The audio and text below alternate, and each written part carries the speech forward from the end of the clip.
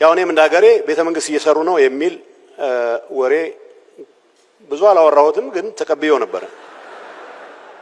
ቤተ መንግስት እየሰሩ ነው ምን ያለ ሌላ ነገር ላይ ትኩረት ቢያደርግል ነበር። እኔ ከዛ የሄድኩበት ቦታ ቤተ መንግስት አላየሁም።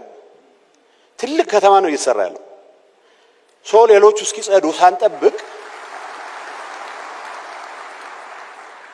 እዚህ ውስጥ ሌሎች እስኪጸዱ ሌላ ሁሉ አሁን የጀመርነው እንደተባለው አፍርሶ እንገንባ ማለት ሳይሆን በሚሻሻሉ ይሻሻል፣ ሪፕሪዘርቭ የሚደረገው ፕሪዘርቭ ይደረግ፣ የህዝቡን መብት ባስከበረ መልኩ፣ የህዝቡን ተጠቃሚነት ባረጋገጠ መልኩ ኮንዶሚኒየሞቻችን ፌስሊፍት አድርገውም ጭምር የተሻሻሉ የመጡበት ሁኔታ አለ። አገልግሎቱ ጨምሩ።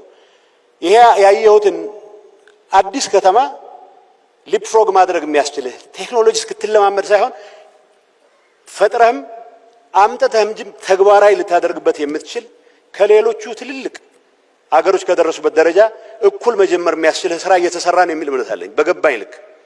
ይሄንን ማድረግ መቻል ማቀድ ይጠይቃል፣ መፍጠን ይጠይቃል። መጽሐፉም ስለ ፍጥነት የሚያወራው ይሄን አስቦ ይመስለኛል።